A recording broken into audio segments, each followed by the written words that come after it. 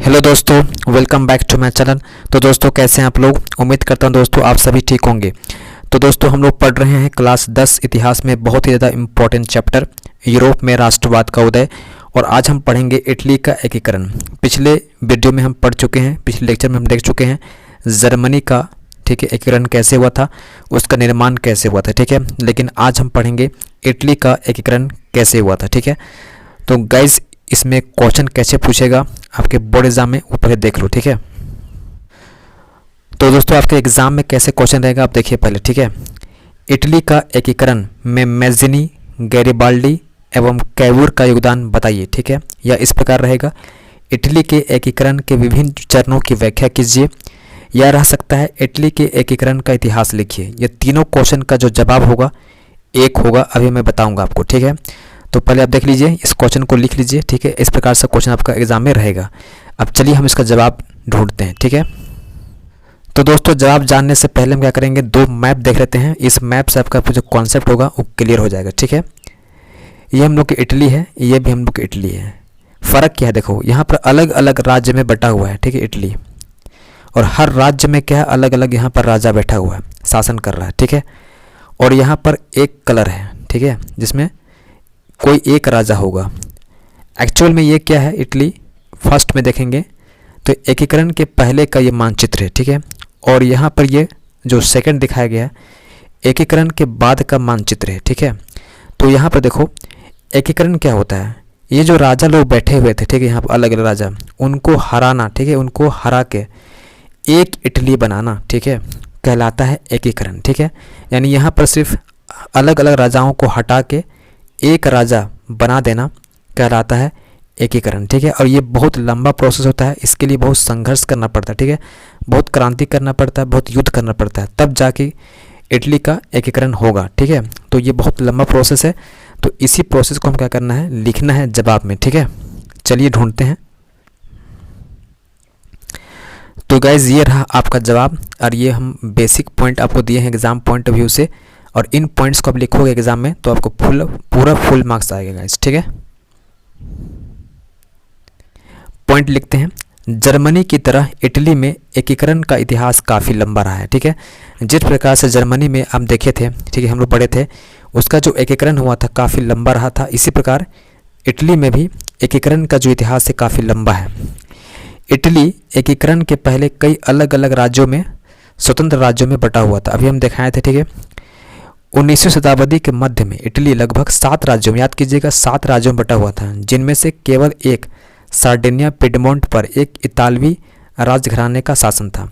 यानी इटली क्या था, 7 राज्यों में बट गया था। ठीक है, इन 7 राज्यों में से कोई एक राज्य था, ठीक है, जिसका नाम था सार्डिनिया पिडमोंट, उसमें सिर्फ और सिर्फ क्या था, इतालवी राजघरानों का शासन चलता था। ठीक है, चलिए नेक्स्ट पढ़ते हैं। उत्तरी भाग यानी इटली का उत्तरी भाग ऑस्ट्रियाई हैब्सबर्ग के अधीन था, उसके कब्जे में था। ठीक है, मध्य का जो भाग था इटली का, उसमें पॉप का शासन था। पॉप कौन होता है, ये क्रिश्चियन धर्मगुरु होता है। ठीक है, जो मेन होता है उसको पॉप बोलते हैं। और दक्षिण क्षेत्र में स्पेन के बुर्बो राजाओं के अधीन था।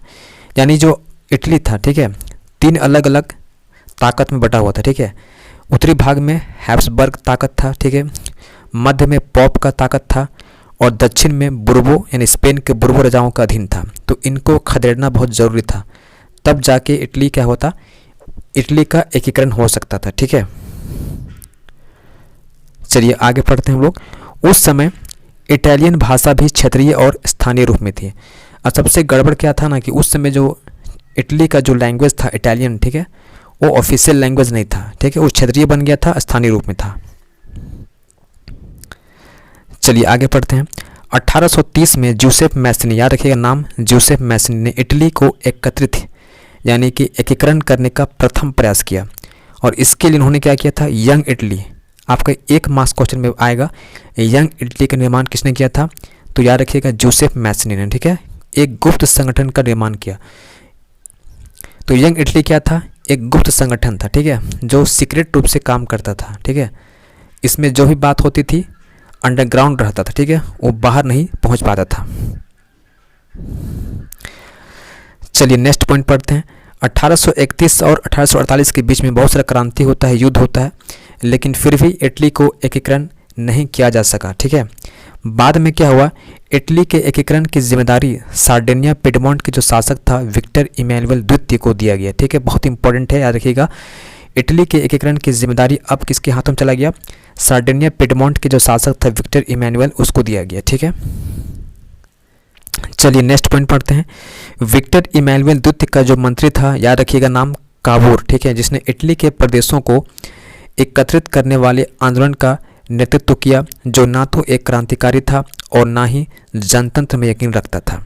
यानी बहुत इंपॉर्टेंट यहाँ पॉइंट है, विक्टर इमैनुअल का जो मंत्री था, उसका जो चीफ था कावूर, ठीक है, उसको इटली के प्रदेशों को एकत्रित करने का जिम्मेदारी सौंपा गया था, ठीक है, जो ना तो एक क्रांतिकारी था और ना ही जनतंत्र में यकीन रखता था, ठीक है। लेकिन हुआ क्या, देखो, कावूर ने बड़ी चालाकी से, ठीक है, और कूटनीतिक तरीके से फ्रांस और सार्डिनिया का चुपचाप से क्या किया, संधि करा दिया।